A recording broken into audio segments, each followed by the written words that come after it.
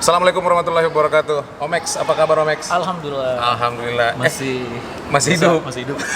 Itu Kemarin ketemu masih hidup. Sekarang hidup. Jadi itulah silaturahmi. Itulah silaturahmi ya Omex. Ini gue manggilnya apa? Om Rahmat Charles, Max Charles atau apa itu? Rahmat Charles aja ya. Rahmat Charles ya.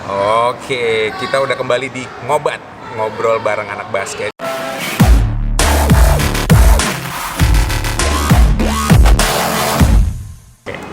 Omex sehat? Sehat? Alhamdulillah masih ada kesempatan. Oke. Ada kesempatan bisa ketemu silaturahmi. Bisa ketemu lagi ya. Iya. Kesempatan yang luar biasa hari ini, sore hari ini gue lagi ketemu sama Rahmat Charles, pebasket streetball legend. Bakalan main di streetball legend. Iya, diundang alhamdulillah. Udah lama nggak ketemu juga sih sama Bayu Radityo. Dulu Bayu sempat Radityo. bareng-bareng Satu main. angkatan ya berarti ya? Kalau angkatan mungkin saya duluan deh. Oh gitu, sama yang bakalan nanti one on one sama itu nanti siapa namanya? Denny? Freddy Brainwash. Freddy Brainwash. Dia punya channel bagus juga, ABC, anak basket gitu. Oke. Nah itu sebelumnya udah pernah ketemu belum? Belum, cuma belum. di sosial media aja, kita saling check and recheck. Kayaknya ini memang udah jalan ya, jadi beliau ketemu gue dulu buat warming up. Latihan untuk ketemu. Tapi kalah juga, aduh. Nanti bakal ada rematch-nya. Iya, rematch dong. Ada rematch-nya ya? Saya harus rematch. Masalah ini harga diri. Masa kalah sama The Bench. Banci lo yang main. Angkatan teman-teman saya anaknya mungkin udah umur 25 tahun ya. Angkatan teman saya yang udah punya anaknya mungkin 25 tahun. Sama. Udah remaja Anaknya kayak gitu mungkin kali ya. Oke. Tuh, terus ada lagi yang lebih parah. Apa tuh?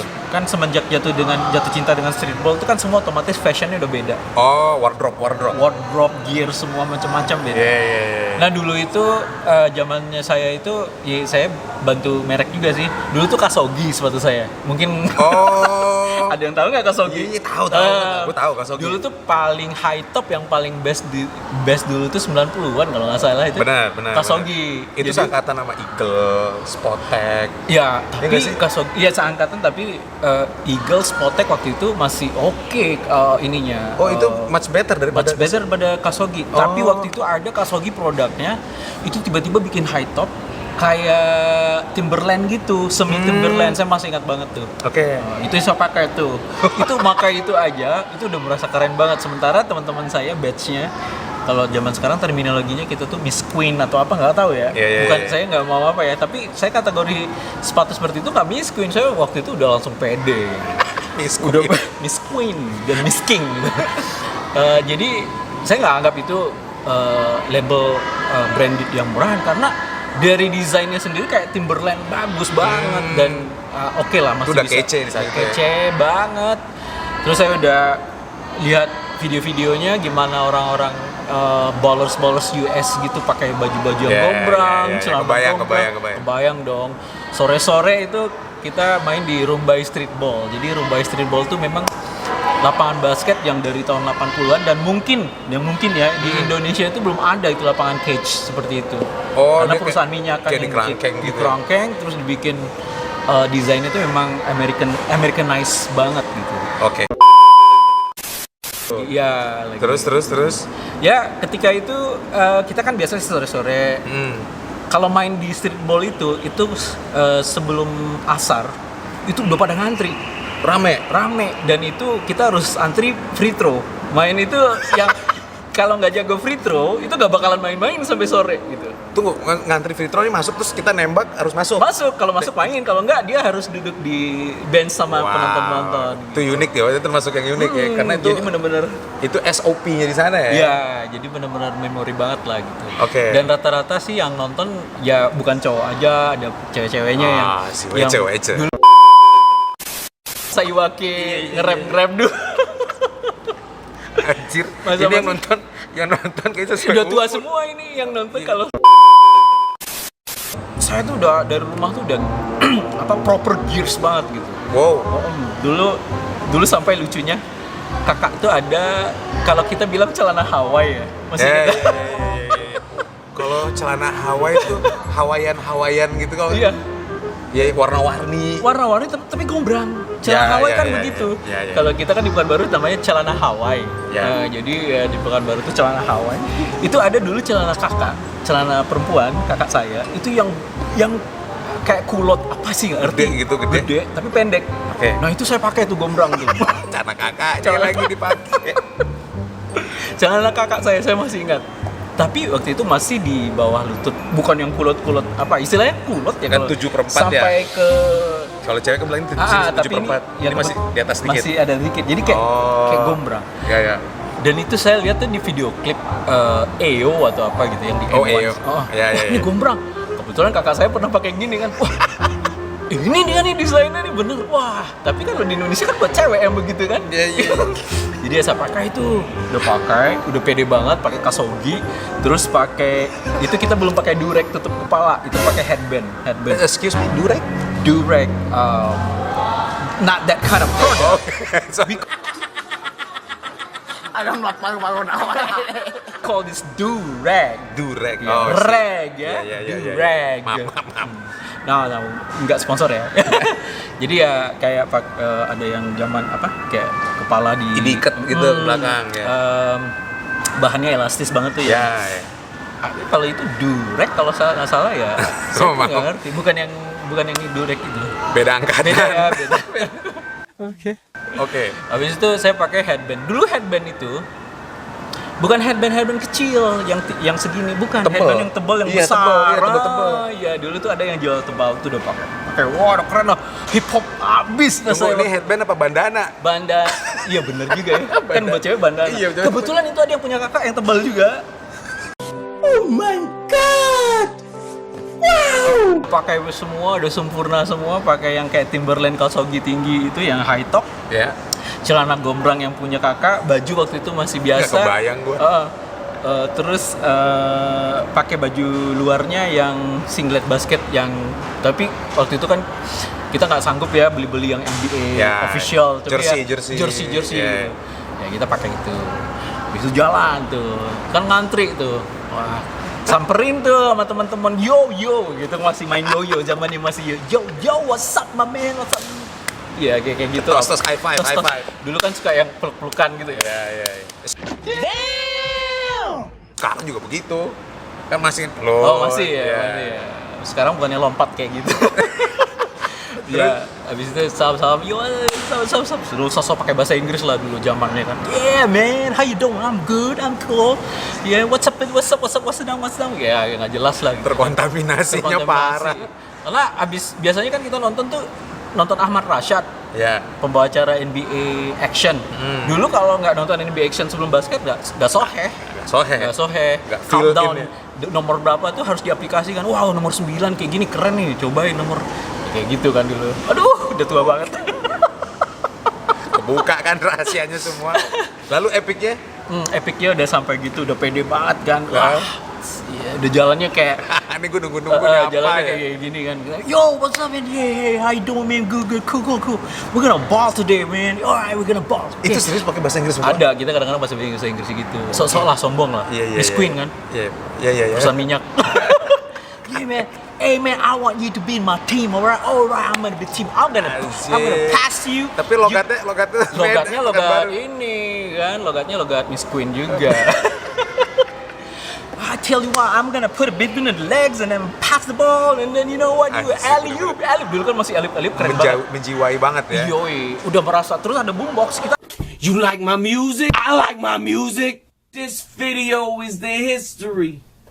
Duduk yang udah permanen gitu, udah bounce sama lantai, terus udah bisa udah duduk gitu. Iya. Sore. Terus barang-barang taruh di sana, terus yang nonton kan banyak tuh di streetball. Terus ada yang cewek-ceweknya juga dan cewek-ceweknya bukan cewek-cewek maksudnya mereka pemuda-pemudi sana yang benar-benar aktif sosialisasinya di sana. Tapi ya they're pretty good looking, you know what I'm saying, you know. Baru. Yeah, we try to impress we ball and we try to impress at the time. Pasti. Ya. Itu pasti salah fokus tuh kalau udah ada cewek-cewek. Bukan salah fokus lagi. Itu jadi semangat. Jadi kalau mau dribble pengen gitu. tampil pasti. Pengen tampil, show off, peacocking gitu kan. Yeah. Sombong lah gitu. Jadi dengan PD-nya saya wah gitu kayak ketemu ya kayak video klip Iwaka lah gitu kan. Iya. Terus pas udah ngobrol gitu kan enak tuh ngobrol. Tiba-tiba yang cewek-cewek pada ketawain saya kan. Gitu kan. Wah makin pede kan. Wah diperhatiin. Kalau di Riau tuh namanya MPO. Apa tuh? Oh nggak sampai ke sini MPO. Enggak. MPO tuh menarik perhatian orang.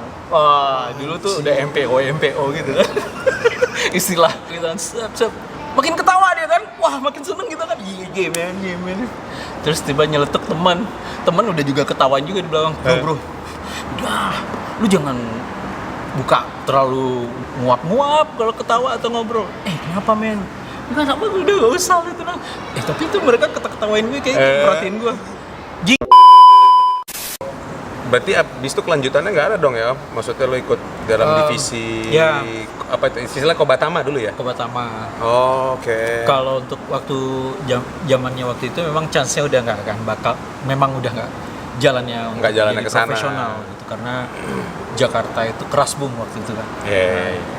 Nggak dari olahraga untuk survive aja zaman seperti itu udah luar biasa. Jangankan untuk di dalam bidang olahraga memang agak berat di Jakarta. Ya bayangkan aja bibit-bibit unggul atletik dari daerah aja di sini untuk kesana aja mati-matian. Susah banget. Bibit daerah kan dulu kita tuh pakai istilahnya bibit daerah.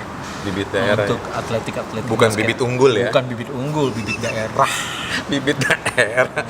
Saya sempat juga masuk di waktu SMP sih di SMP atau SMA saya lupa. Itu masuk Popda-nya aja udah seneng banget di daerah. Oh, masuk Popda daerah. Iyalah itu satu kebanggaan. Dan itu ya saya nggak bisa bongkar sih antara politik dan apa memang pasti maupun di daerah atau mau Jakarta itu pasti, sama aja tercampur. Pasti ada permainan ya. Ada permainan. Benar. Tapi ya aside from itu story-story yang kayak gitu saya sudah senang. Udah ada sempat jalannya lah, ada jalan. Masing-masing orang kan ada jalannya. Betul. Gitu. Jadi gagal di Jakarta Kobatama, jalannya langsung saya coba-coba ke Bandung tuh. Oh, ke Bandung. Ke Bandung. Di Bandung tuh pengen kuliah banget, nyari-nyari kuliah. Maksudnya mau masuk jalur jalur atletik di kampus-kampus gitu kan. Ini pakai orang dalam lagi? Nggak bisa, nggak pakai orang dalam gitu. Ternyata susah juga gitu. Nggak gampang ya? Ternyata waktu itu saya coba-coba kan memang ada proper documentationnya juga, rekomendasi dari daerah, jadi nggak sembarangan.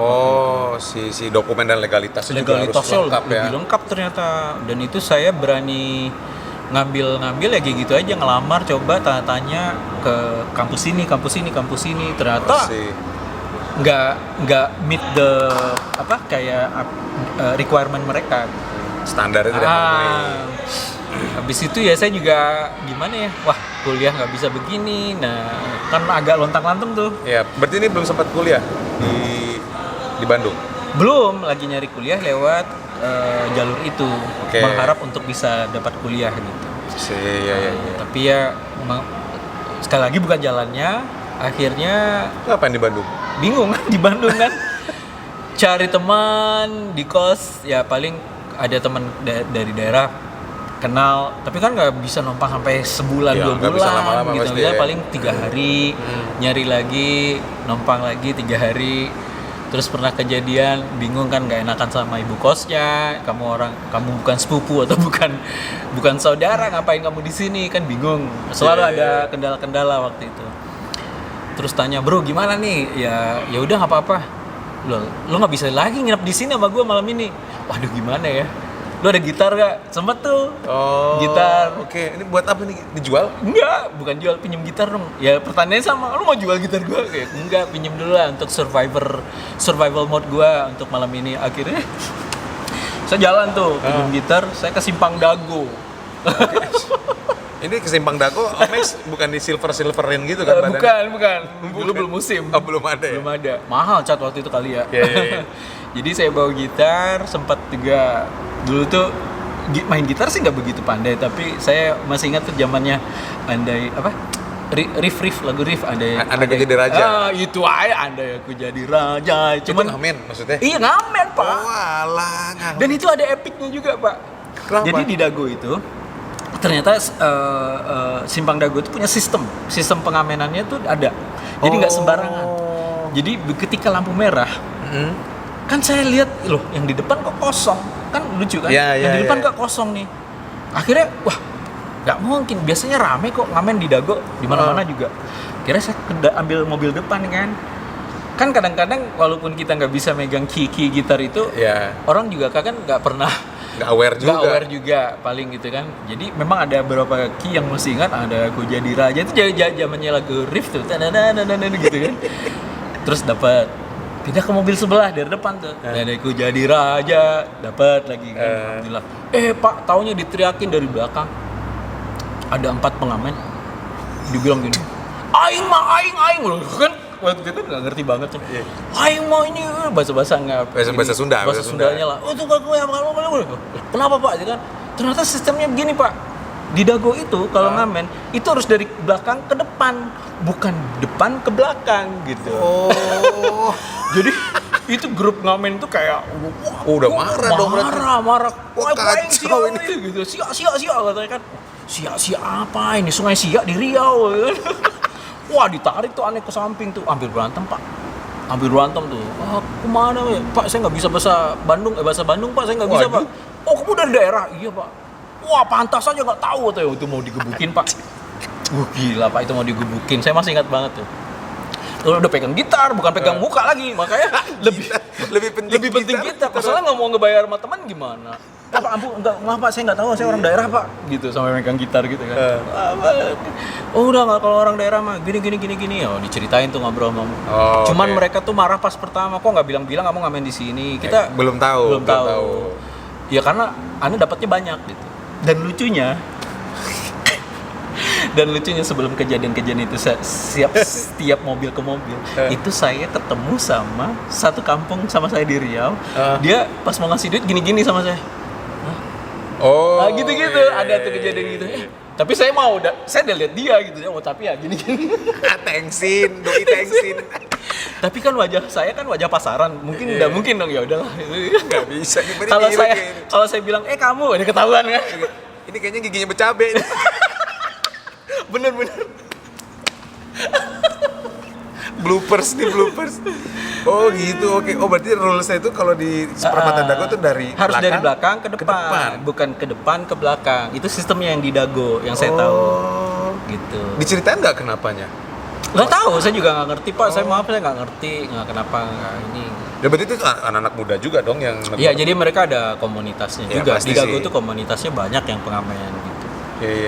Ya, itulah perjalanan lika-liku. Wow, seru banget. Abis itu baru bingung, udah hampir dikeroyok. Kalau orang Riau ini, maksudnya kan orang Padang, survival mode-nya itu tinggi. Harus bertahan no matter what gitu. Mau situasi apa juga, kalau orang Padang kan udah dilatih merantau. Karena orang Padang sendiri, orang Minang sendiri ini kalau nggak ngerantau bukan orang Minang. Benar, nggak boleh pulang, pantang pulang kalau orang Padang. Malu kalau pulang. Benar. Jadi ya waktu itu malu mau pulang, akhirnya kan bingung tidur di mana, orang ibu kosnya udah marah, mau balikin gitar gimana. Akhirnya sampai nih kelanjutannya nih keren nih. Pokoknya kalau bikin sinetron FTV sedih lah. Tragis. Habis itu saya inget tuh kata-kata teman saya. Lu kalau ngerantau bahasa Minang aja ke restoran Padang, pasti lu gini. Ini udah kebayang nih gue. Iya, gitu kan. Masih ingat tuh, tiba-tiba ada ilham gitu kan. Wah iya. Kan lumayan tuh di Dago tuh ada restoran Padang satu di bawah tuh ke bawah itu jalan di Pati Ukur tuh. Masih ingat tuh. Di jalan di Pati Ukur tuh ada namanya Uni, restoran Uni. Masih ada sampai sekarang restoran Uni itu. Jadi saya udah lupa namanya ya. Jadi tuh saya datang ke sana bawa gitar, muka FTV sedih. Make up-nya kusam pasti. Tim make up-nya bingung mau make up. Ini mau diapain, mukanya udah sedih nih. Akhirnya sampai itu jam berapa ya? Jam 10-an kalau nggak salah. Udah malam banget, udah mau tutup. Uniros masih ingat. Uniros, masya Allah kalau Uniros, masih Uniros. bisa nonton. Wah, ini boleh juga nih kalau kita jalan-jalan ke Bandung kita datengin restorannya. Uniros, masya Allah. Mudah-mudahan kalau sampai YouTube ini saya berterima kasih banget nih Uniros. Ya, Oh benar. serius? Ini ketemu sama beliau waktu di restoran itu? Jadi muka FTV dulu ya. Oh iya. Take one. Datang, bawa gitar. Jeng Jeng jeng. Habis itu masuk, yang orang di depan nanyain, makan apa ada? Nggak makan, tapi lapar ya, gimana ya gitu. Muka, tapi acting belum masih bisa. Cuman dia